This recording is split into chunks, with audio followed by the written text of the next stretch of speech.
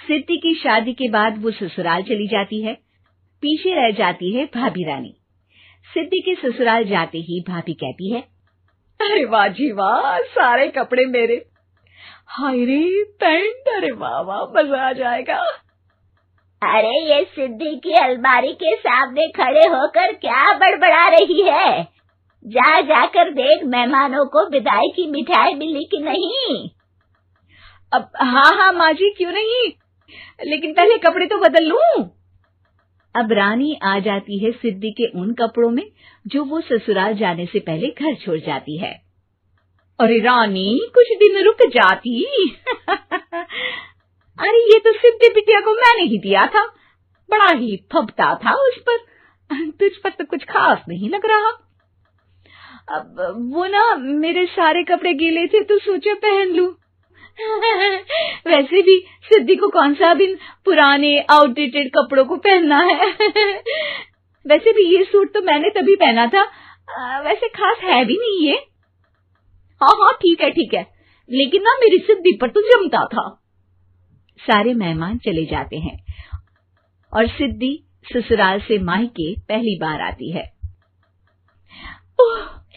अपना घर, अपना कमरा, अपनी अलमारी। ये बोलकर जैसे ही सिद्धि अलमारी खोलती है तो सामने उसके कपड़ों की जगह कुछ और ही रखा होता है।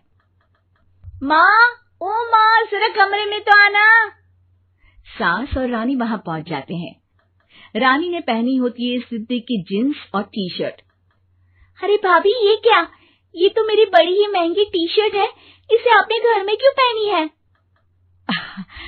अरे बहुत मिलती है दीदी ये चौक की मार्केट में, 150 में।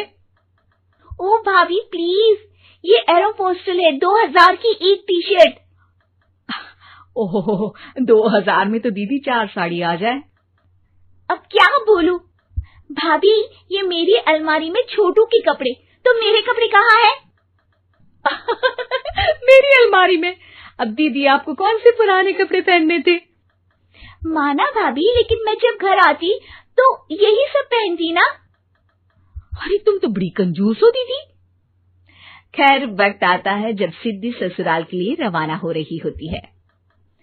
अरे रानी, अंदर से सिद्धि का गिफ्ट ले आ, लड़की पहली बार ससुराल से मायके आई है। रानी अंदर जाती है और एक सिंपल सी साड़ी लेकर बाहर आ जाती है। ये लीजिए माँ जी। सास बेटी को गिफ्ट देकर ससुराल भेजती है। अगले दिन रानी एक सुंदर सी साड़ी पहनकर सामने आती है। अरे रानी, ये तो वो साड़ी है जो मैंने सिद्धि को देने के लिए दी थी जब वो ससुराल ले जाती, लेकिन ये तूने कैसे पहन ली? अरे माँ जी, ये साड़ी तो मुझे बहुत पहले से ही पसंद थी, लेकिन चिंता ना करिए, मैंने सिद्धि के लिए भी अच्छी सी साड़ी दी है। हाँ। तभी सिद्धि का फोन आता है। क्या माँ, कुछ अच्छा तो दिया होता ससुराल ले जाने के लिए। अरे पहले दिखा दिया होता।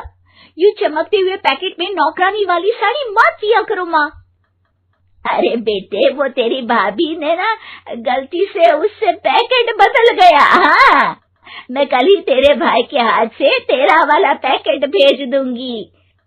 अरे रहने दो माँ, आई एम श्योर भाभी ने अभी वही साड़ी पहनी होगी जो तुमने मेरे लिए रखी थी। तुम तो समझ नहीं पाई उनको। खैर छोड़ो, मैं ज्यादा बोलती अच्छी नहीं लगती, रहने दो, आपको उन्हीं के साथ रहना है, फिर बात करेंगे।